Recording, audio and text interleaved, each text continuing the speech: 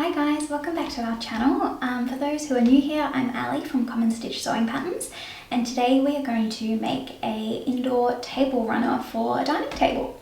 So it has been very cold and wet and rainy winter here, very unusual for us in Queensland. We normally are very dry, lots of sunshine, lots of sitting outside in the sun. But we've been spending so much time inside, we need to do something to brighten up our dining room a little bit, pretend like we're on a European holiday when we are not. So table runner today, it's going to be super simple to make. There's lots of different ways we can make this one as well. It will kind of work with any budget in terms of money budgets or time budgets, how quick you can make it, how slow you can make it, depending.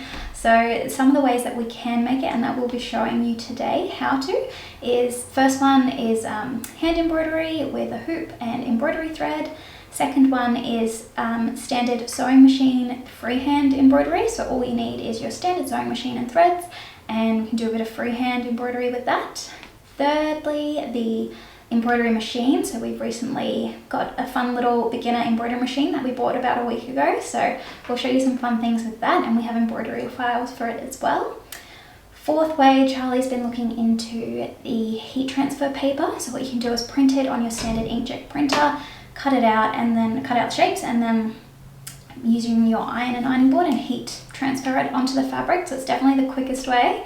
And you could also do it if you have a Cricut machine. You could, we've got the SVG files, so you can cut that out of your heat transfer vinyl and iron it onto the fabric. We don't have a Cricut machine, so we can't show you that exactly today, and we don't exactly know how you do it, but from looking at YouTube videos, it seems quite simple, and we'll have the SVG files for that.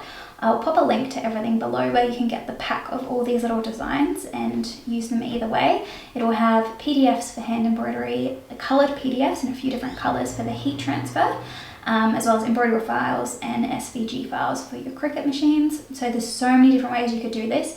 We didn't want to show you just one way today because we couldn't decide which way to show you, because there's literally so many different ways. Like with anything, there's no right or wrong way.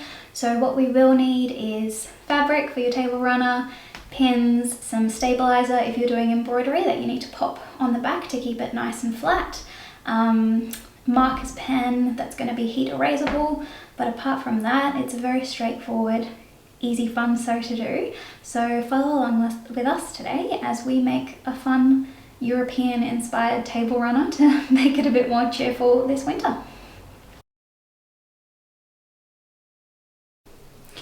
Okay, the first thing we are going to want to do is measure our table to see how much fabric we're going to need. So I have got a circular dining table, and it works fine on that as well as rectangular, square. You can custom making it, so you can do whatever you like. So you're going to need a measuring tape, a ruler, some sort of measuring device. My table is 1.2 meters in diameter.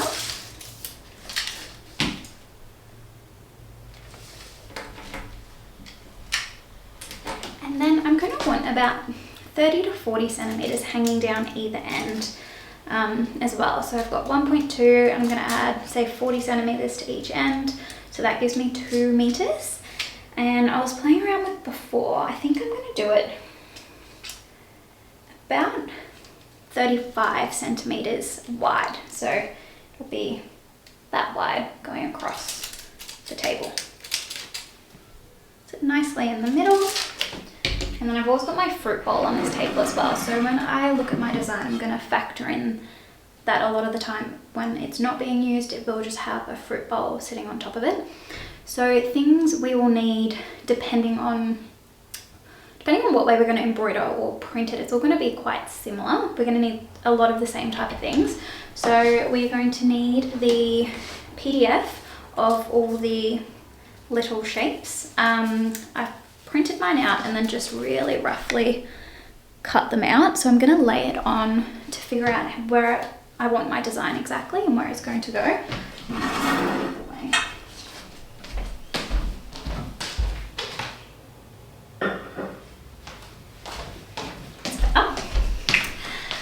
We're also going to need some fabric, so here's what I prepared earlier.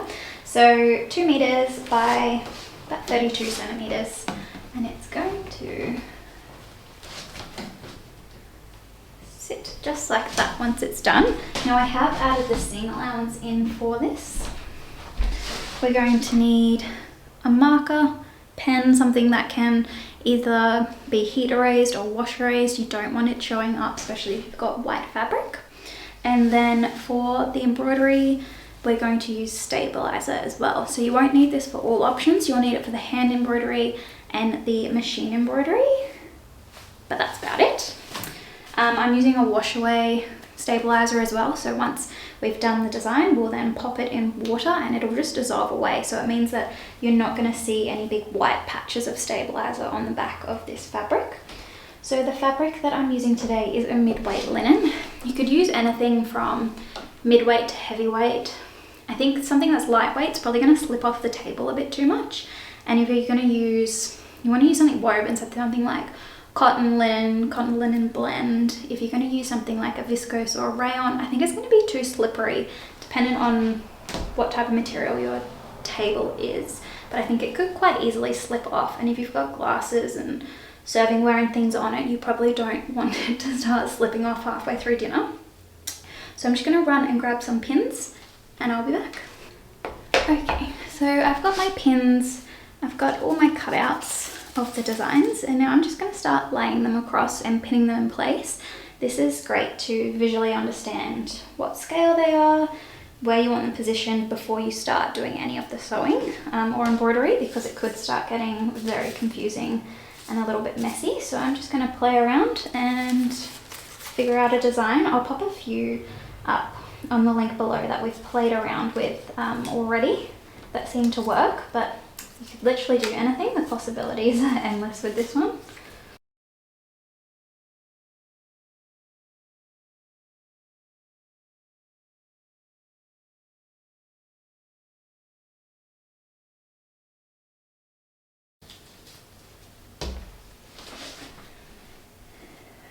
Okay, so I've got all the little designs pinned where I want them. I've also pinned where the edge of the table is. So I'm going to leave a bit of a gap there so that it folds down nicely and there's not embroidery sitting right on the edge there, because it might get a bit puckery.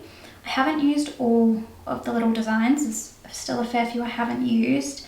You could definitely make these smaller or larger scale wise as well and change them around a little bit, but I think I'm quite happy with how that is looking for now. I forgot to mention before was the seam allowances. Now it really depends on what option you're doing. So if anything is, if you're sewing or embroidering these on, I would suggest, from what we've been thinking of, doing it double-sided. So doing the one single layer with your embroidery work on, and then almost sewing it kind of like a big pillowcase. We'll do the backing on of it as well. So we'll sew it with the right sides together, leave a gap, turn it inside out, press it, and then top stitch it all around. If you're doing either the heat transfer or something like a Cricut heat transfer vinyl on it, you probably don't need the double sides because it's not going to show through the back. So the embroidery is going to show, you're going to see all the underneath stitching, so that's what we're wanting to hide. So embroidery wise, double layer, leave an extra 1 centimeter seam allowance on every single edge for that. Heat transfer, Cricut vinyl transfer, we would just do single layer, do a double 1 centimeter fold on each end. So for each side, you're going to add 2 centimeters. So 4 centimeters in width and 4 centimeters in length overall. So overlock it, fold it in 1 centimeter, fold it in a 2 centimeter, and you can do a little mitered corner on the edge as well. And that'll just keep it all neat and finished. So now that I've got my design laid out, I'm going to go and play around with all the different modes of printing it. Okay, so option 1 and 2 are quite similar. Option 1 is the hand embroidery with a hoop, and option 2 is the freestyle machine embroidery. So for both of them, you will need the little PDF templates of your chosen design. And what we're going to do is trace it onto our fabric using something like this. So this one is you can draw on fabric and then you go over it with your iron afterwards and it will erase. So a heat eraser pen is what it's called. So something similar like that, or chalk. So I'm just going to pop it underneath and trace over it. If you're using the hand embroidery, you will need a timber round embroidery hoop, and make sure you get a size big enough for the style of design you want, if you want a big one or a small one, dependent. And you will need hand embroidery thread and a needle. For the sewing machine freestyle type of embroidery, you just need some thread, and today I'm using these two different blues. They're both from Birch Creative, and I can pop the colours down below. I just grabbed them from Spotlight when we were picking up supplies the other day. So I'll pop those down below. So basically what we want to do is we want to trace our designs onto our fabric, and then we will go from there.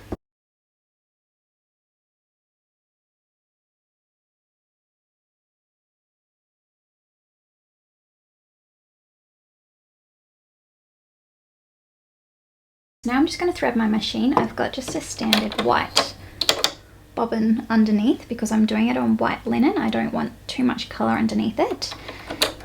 And you can also use a stabilizer here if your fabrics are just a little bit thinner. What I've got here is a wash away stabilizer, so you can pick this up from your craft stores as well or online.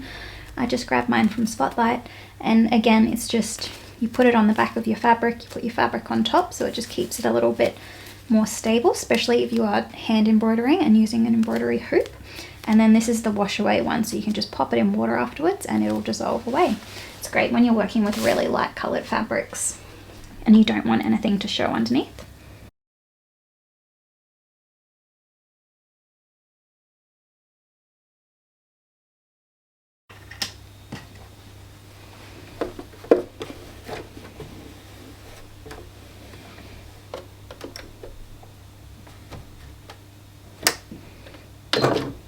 Now I'm going to do my freehand embroidery by just sewing over the shape outline a couple of times just to kind of get that messy type of look to it.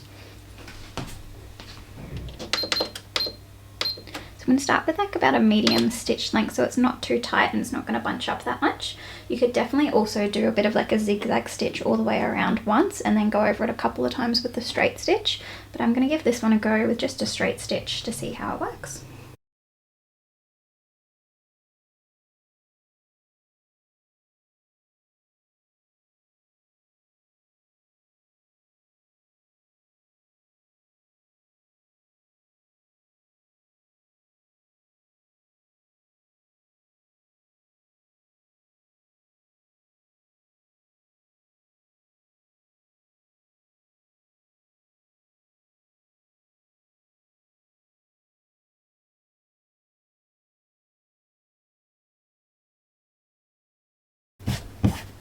So now once that we put some heat over that, the pen will disappear and we'll have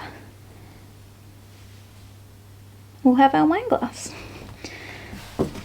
So it's an easy way. You don't need to use embroidery thread on the machine. You can just use a standard sewing machine thread, no problem. Or embroidery threads, they have a bit of a nice sheen to them as well. So you can definitely pick lots of different colours for those ones. So yes, on to the next.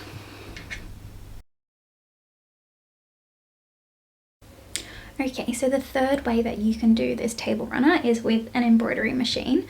Charlie and I have very recently, as of last week, got a fun little embroidery machine. It's a very beginner, simple one. It's the Elna Air Artist Wireless Embroidery. It's not a new machine, I think it's been out for a few years. Not sponsored or anything, we bought it as we've been wanting one for a while. So again, embroidery thread, wash away stabilizer to make sure that it's nice and taut. These ones come with a hoop, so similar to your hand embroidery hoop. You've got the back part, the front part, back part, put in your stabilizer, put in your fabric, clip the top onto it, and then in the machine it goes. This is a super simple little machine that we got. It works off your iPad or iPhone or any other type of phone app. So you just pop in your embroidery file design, which will have those all down below for you as well. and then you can just set it out on the app, super easy, and it just sets it out like in relation to the little grid that comes with your hoop design, and you can pick how big you want it, you can scale it, you can set different colors if you want different areas of it to be different colors, and then you just send it to the machine and the machine does the work. So it's probably definitely the easiest option out of all three. Option 4 might be easier actually. It's the easiest stitched option because you are not technically stitching it yourself. The machine is doing it, which is great. So I will show you how to set that up and what it looks like when it is stitching. Very fun. So thread goes on top. For this one you do have to use embroidery thread. Again, we just got ours, the Birch Creative ones. They come looking like this, just from Spotlight. But we only got this a week ago, so we really don't know too much about it. So if there's any better threads that you can use or anything you can recommend to us, let us know below. We are all ears for embroidery suggestions. So we've just been watching lots of different YouTubes and trying to figure it out ourselves. So threaded is very similar to threading a standard sewing machine, except this little loopy bit up here, you don't just loop it around, you have to thread it through. And every time I go to thread it, it gets me. I'm always like trying to loop it around and it won't go. And then thread it through the needle, and then we've just got a standard white thread bobbin in the bottom. It doesn't need to be, from what I gather, it doesn't need to be embroidery thread in the bottom of the machine, in the bobbin, but again, we could be doing that wrong. That's what we've gathered from what we've watched and what we've seen online. So you set it up, put your fabric in the hoop, and away it goes. Whilst the machine is doing its thing and embroidering this little crab, I thought I'd have a quick chat about this machine. If you do want us to do a review on it or go over some of the basics, it is a really beginner machine. It cost us just under $600. It was on sale for 40% off. When we saw it, then we went and did a bit of research and had a look. There isn't any reviews that we've seen online. There's a few written reviews, but there's not much about it online or on the Elna Australia website. So let us know if you want us to do a quick little overview of it and the features. It's not sponsored or anything like that. It's just a fun little machine, and we got it about a week ago and we have been using it ever since. Lots of things to do. It's nice and fun, and we've just been dreaming of projects we can do on it. So got lots more coming your way. So yeah, let us know below if this is something that you would like to see.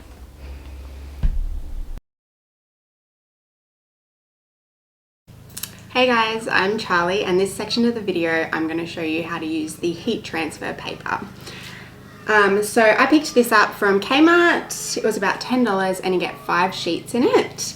It says that it's suitable for use with inkjet and bubble jet printers. If you're international, just have a Google and see if you can find something similar from a local store. So let's get started. So I'm not overly tech savvy and don't know my printer very well, so I thought I would run a little tester. So what I did was I loaded the paper into the printer and I drew a little mark so I could take note on which side it actually printed on. So I put it in the tray and I remembered that my mark was there, and then when it printed it out I could tell that it printed onto the other side. In the PDF pattern it comes in multiple different colours. So today I'm going to print in the royal blue to give it that Greek Mediterranean vibe. So the next step is to load your transfer paper into the printer, remembering which side it's going to print on. So then once you've downloaded the PDF file, it's super simple, and I just like to hit print off my phone and send it to the printer. Make sure you read through all of the instructions, as each brand heat transfer might slightly vary. So the next step for mine is we then cut around the little icons and we go as close as we can, maybe like 2 mils from the printed area.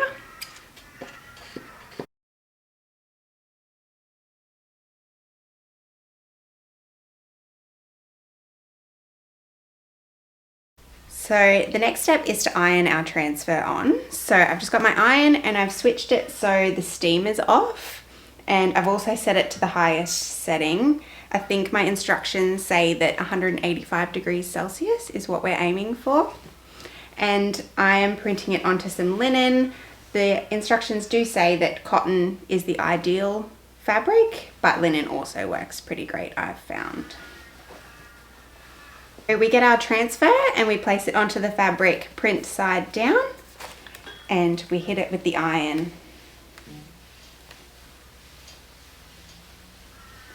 My instructions say to do this for about 30 seconds, doing circular motions. It's always good to test this on a bit of scrap fabric before doing it on your table runner. Once you've finished ironing it, just wait for it to be cool to touch before we peel the backing off.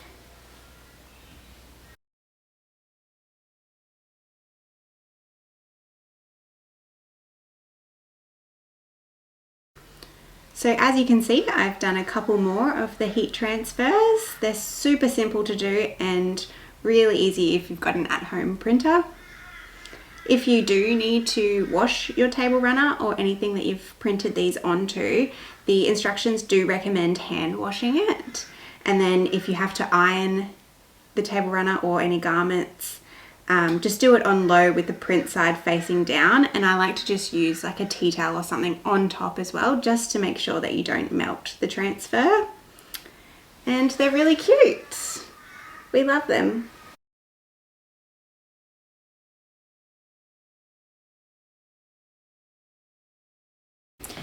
Okay, so I've now got my whole tablecloth embroidered, and I have washed it to get rid of the stabilizer, the wash away stabilizer at the back, and I've given it a really good iron as well. So I've checked it on the table, it looks really good. So now I'm going to sew the backing piece together. So this is if you've got stitched embroidery in there. If you have got just the heat transfer vinyl or the Cricut cut vinyl stuff, you could definitely just do it one-sided, because you're not going to see the reverse side of it. It's not going to come through the back. And then by that you could just do a double 1 centimeter hem fold all the way around the outside. But for this one I'm going to put a backing on it so that we don't have to see any of the back stitches. So I've cut out another piece exactly the same size as this one. I'm just going to pin it all around, give it a sew 1 centimeter seam allowance all the way around, and probably leave about a 10 centimeter gap so that I can turn it inside out, because there's a fair bit of fabric here. So I'm going to give that a go and see how it goes.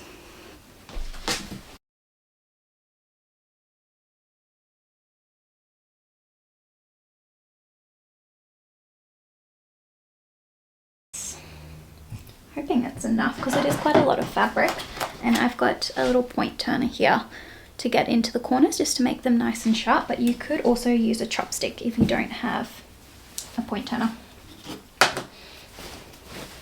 The best way to do this is just to put your hand in, put it all the way to the other end, and grab your corners and pull it all the way out. Anyway, I'm going to give this another really good iron before top stitching it all the way around, and that's going to close off that little gap that we've left to turn it out, and it's just going to give it a nice finishing touch, going to keep it nice and flat as well when on the table. Okay, so I've given it a really good iron and I'm so happy with how it's turned out. It looks so cute. So I'm just going to give it a neat little top stitch all the way around, which will help close off that gap. And I'm just going to do that 1/2 centimeter in from the edge around the entire way, just to make it look like a decorative little finish seam stitch all the way along. It's looking so good. So happy.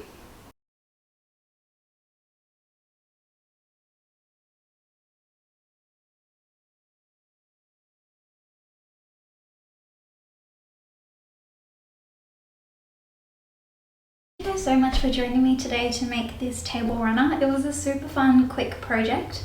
I think it took me the whole day to do, but I was filming in between, so it always takes a little bit longer. And I did my machine embroidery. Obviously, if you're going to do hand embroidery, it's going to take a little bit longer, just a little bit of a slower process, but that's beautiful in itself. And then if you're doing something like the heat transfer vinyl or the Cricut cut vinyl, that's going to be so insanely quick. You could literally make it in the morning before having a lunch or something with your friends. It's so quick. So thank you so much for joining. It's inspired me to do a fair few other little projects, I have to admit. Some placemats, some napkins, some tea towels. So stay tuned for some more videos of those coming and a few more designs as well. So it should be super fun. So yeah, follow along and we'll see you next time.